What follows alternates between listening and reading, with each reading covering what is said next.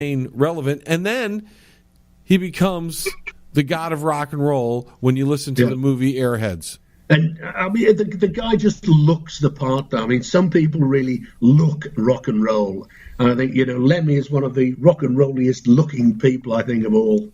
Our next matchup is one that you suggested, and this one actually turned out the way I thought it was going to turn out. Yeah, there's John Lydon and Sid Vicious from the Sex Pistols. It's just, I mean, I thought that they just epitomised that British 18 months or so of 76, 77 into early 78 British punk. It wasn't really about the music. It was all about the attitude. And they really were the poster boys for punk. I mean, they got pretty much trounced by Iggy Pop, who was their big idol, of course. But, I mean, they started out in the early 70s. Like a lot of people are around a lot longer than you think. And they were in a band called the Swankers. And it's an interesting name. I'm not sure if it translates to it, but swanky is a slang term for being a bit posh in the UK. But if you take the S off and just leave it with the rest of the world, that's a sort of word that brings a snigger out in the UK, because it's a term for when you're talking wankers, right? Absolutely. We're on some UK channels. Hopefully, I'm allowed to say that. It's very borderline, and I know I know on trips to America, it's a word that isn't widely used in America. And what it means basically is when you're enjoying lovemaking, but you're there on your own, basically. Yeah, well, that's what we would call it here. You're wanking it. So yeah, sure. Oh, Smoke them if you got them. Because the John Lebang Show will be right back after this. That's guaranteed. Yes. Quality One Painting. For interior and exterior painting needs, call Tom at Quality One, 313-982-2986. Tom will give you free estimates, senior discounts, and I can tell you from meeting the gentleman, he's one of the nicest guys on the face of the planet. So for a quality paint job with a professional attitude, call Tom at Quality One Painting. That's 313-982-2986. 313-982-2986. Quality One Painting. You're listening to the John Lebang Show. It's what's cool on radio.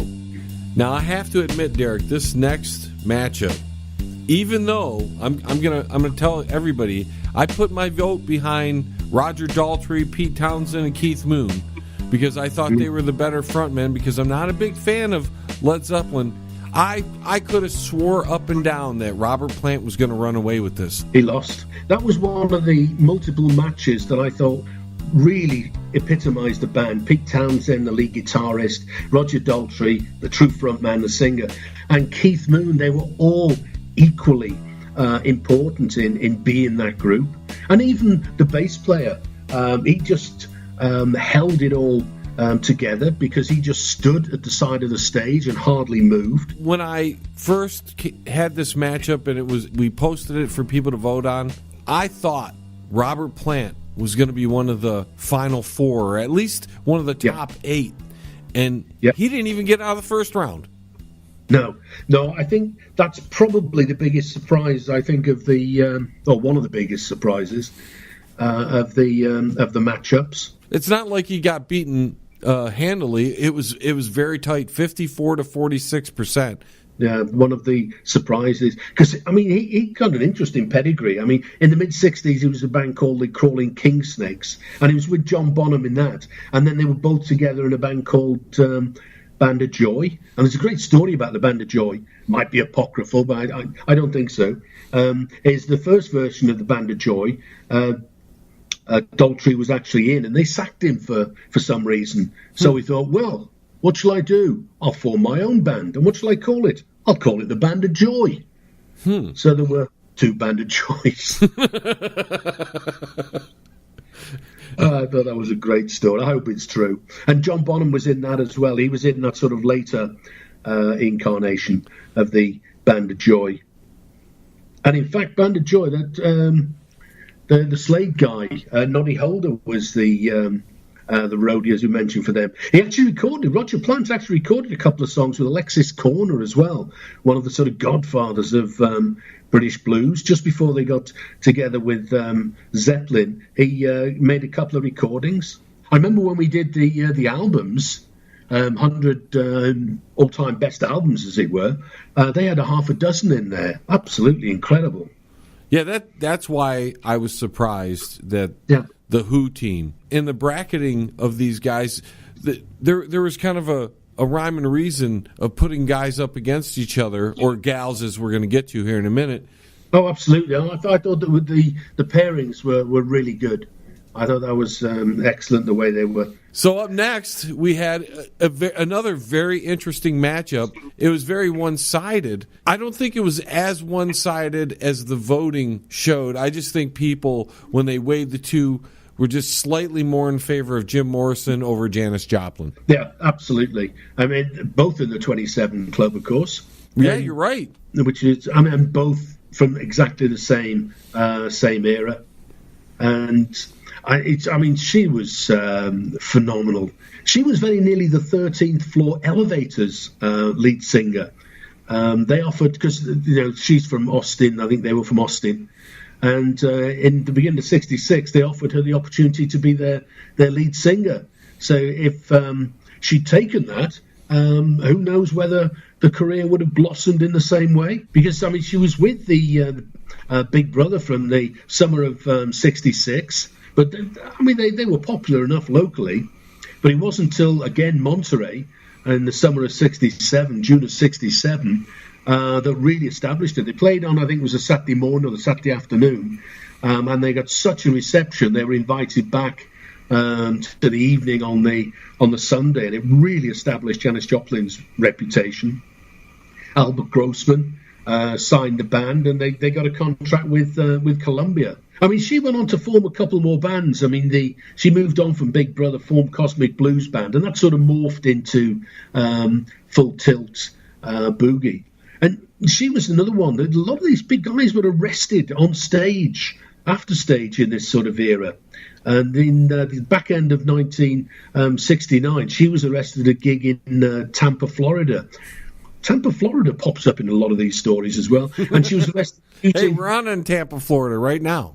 And she was done for vulgar and indecent language, for shouting obscenities at the police. They actually did allow her to finish the concert, and she was arrested backstage and released on a bond of $504. Coffee for everybody. Yeah, well, $500 bond and a round of drinks, please. Yes, thank you very much.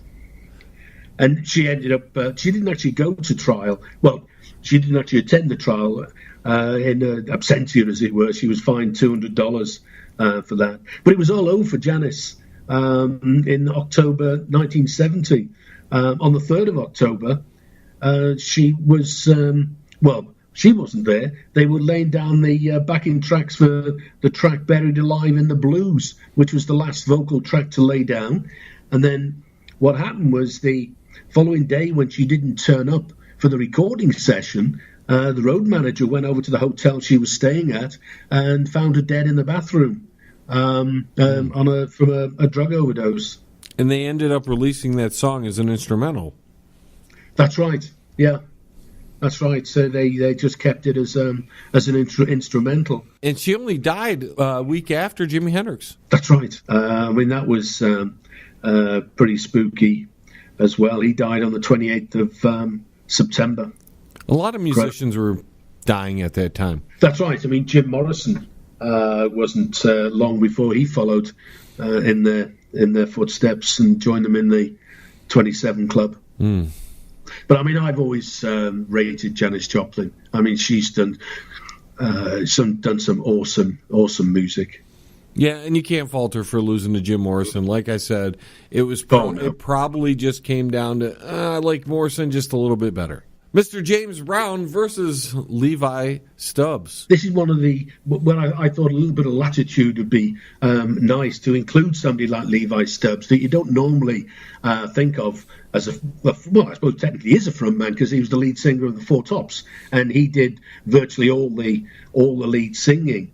But what I love about the Four Tops is that they were together. They started out back in 1954 while they were at high school. Levi Stubbs, Abdul Fakir, Lawrence Payton and Ronaldo Benson got together at high school and called themselves the Four Ames. But there was an Ames Brothers, so they changed it to the Four Tops. And actually between 54 and 56, they actually did release 4 singles, one of them on Chess. But it wasn't until 63 that they started to get somewhere. I mean, wow, that's the best part of a decade. And they were signed to Motown, but they were signed to the Workshop Jazz label. And they were recording an album called Breaking Through that was never released at the time. But what they did for the first year or so when they were signed to Motown is that they were singing backing vocals for other Motown artists, people like Marvin Gaye, Smokey Robinson. But it wasn't until the summer of 64 that they were given the Holland Dozier Holland song, Baby I Need Your Lovin', and transferred onto the Motown label. And they released that. And from there, their career just skyrocketed. Yeah, that's what made them famous. They're probably my favourite Motown band. But what I love about Levi Stubbs, unlike the Temptations, who had a whole host of lead singers, and the Drifters, a whole host of different lead singers, those same 4 guys were together until Lawrence Payton died in 1997.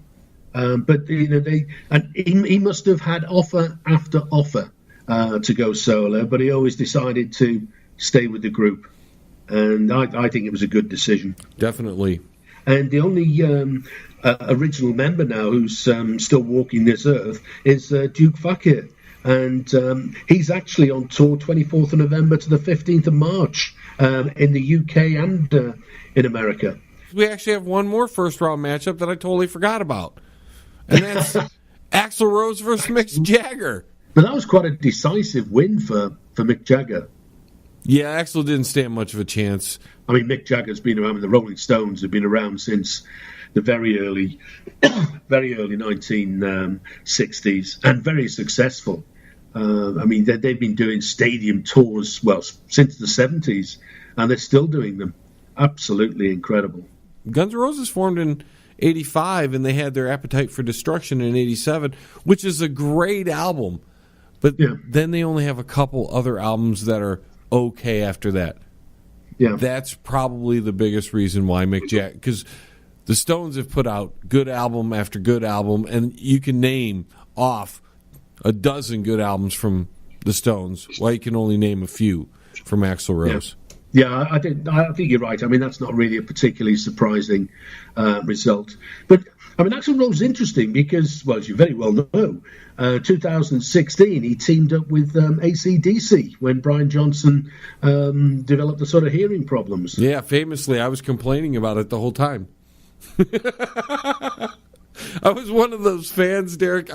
Maybe AC/DC hurt us, though, but I was one of those fans that was just like, don't do it. And when they were doing it, now a lot of people really liked what he did with that group, but it was blasphemy because Brian had been in the band so long. But we'll talk about some of that stuff later.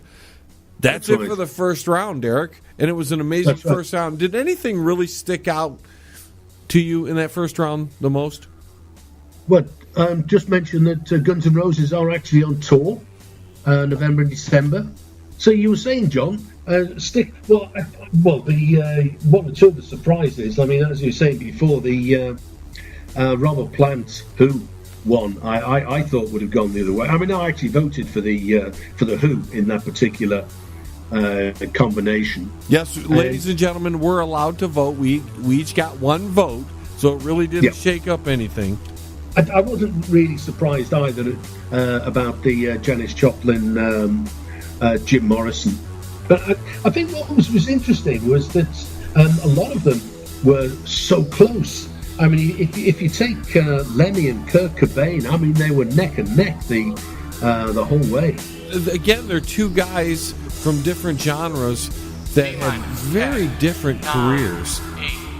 7, 6, 5, 4, 3, 2, 1. We have liftoff.